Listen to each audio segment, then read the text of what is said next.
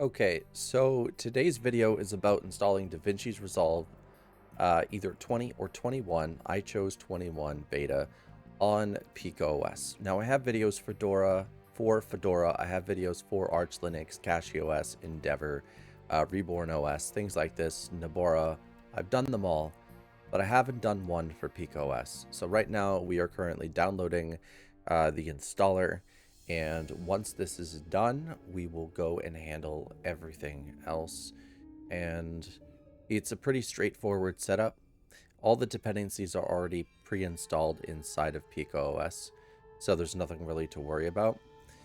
But, you know, there's a certain little thing you have to do, and I kind of hope that they adopt the fix that's inside of CachyOS, where you can just set the installer to run, and then, you know, it just pops up after you open it like a normal installer. I think that has to do with zlib or something else, but they'd have to make DaVinci Resolve see all the dependencies as well, and that's the thing. Now we are going to open this up in our file manager. Boom. We're going to go to downloads, and we're going to right click and extract this. Now once this is done and extract it, you're going to go inside, you're going to try to run it. It's not going to work, right? Well, we need to head to the terminal and do sudo apt install libfuse2. Once that's done, we're going to type clear, and we're going to cd into downloads. You could use tab to autocomplete, and then we're going to go to the DaVinci Resolve Studio folder. Now we're going to do everything in here instead. So we're going to do /D, hit tab, and we'll autocomplete.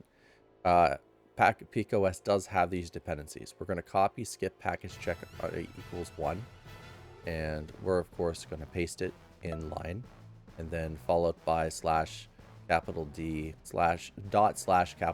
DaVinci Resolve, and it will autocomplete. Once that's done, the installer will finally pop up after 250 years.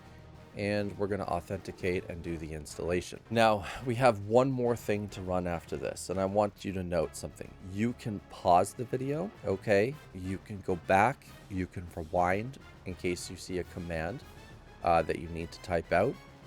It's all super possible. I entered my password here on the other screen. Just remember that. YouTube is one of those things where the video is there forever. So if you need to check a command, you can easily do so. So we are going to clear this, and we're going to paste in a command.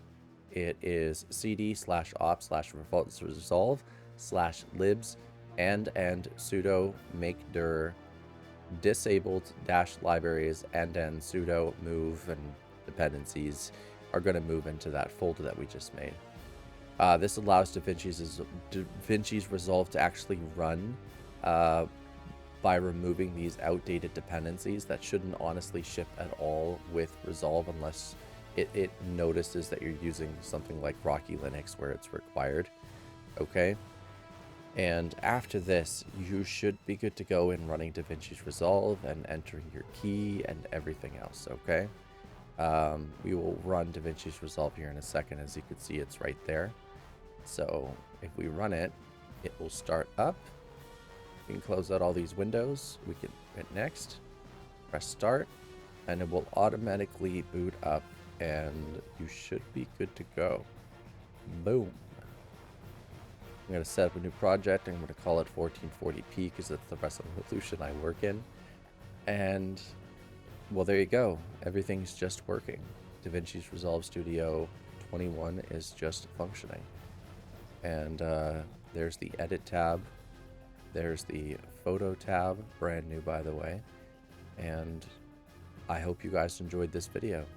If you found it helpful, leave a comment below. I made this video to kind of share with people who are having issues getting it set up on PikaOS, sort of a copy and paste one-all type scenario. Subscribe, like the video, share the video. I will see you guys in the next one. Bye everybody.